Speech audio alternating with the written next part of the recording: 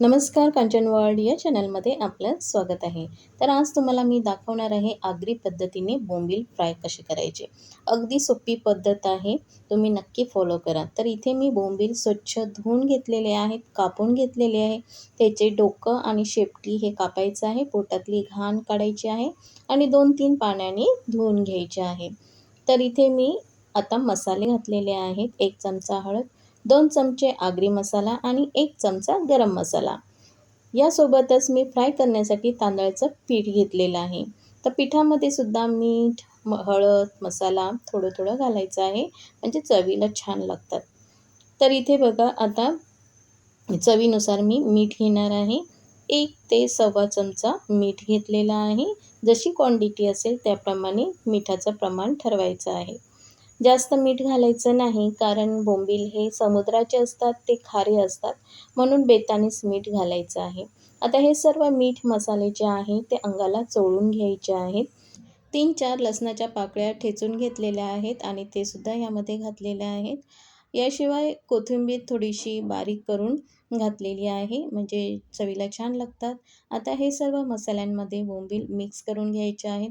बोंबलाला चांगला मसाला लागला पाहिजे, म्हणून याच्यामध्ये काही पाणी वगैरे घालायचं नाही, कारण बोंबलाला पाणी सुटते, म्हणून एक्स्ट्राच्या पाण्याची गरज नसते. तर हे बोंबील असे मसाल्यामध्ये घोळून घ्यायचे आहेत चांगले. आणि वेळ असेल तुम्हाला तर तुम्ही 15 मिनटं, अर्धा तास ठेवून द्यायचे आहेत, म्हणजे चांगला मसाला मुरतो त्याच्यामध्ये. आणि जर का घाई असेल तर पटकन असे फ्राय केले तरी चालतात. तर आता मी इथे सर्व बोंबील जे आहे ते 10 मिनटं असे बाजूला ठेवून देणार आहेत, म्हणजे मसाले त्याच्यामध्ये छान लागतील.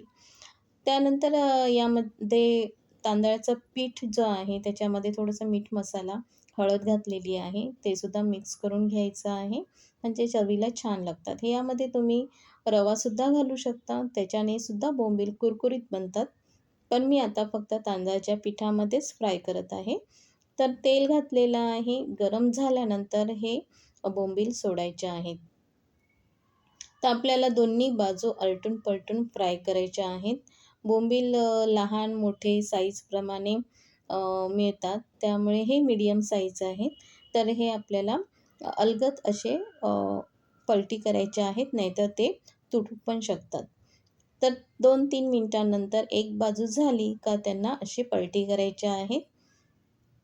जास्त हलवायचे नाहीत, नाहीतर ते तुटू पण शकतात. म्हणून थोडीशी वरून मी कोथिंबीर घालत आहे, म्हणजे चवीला छान लागतात.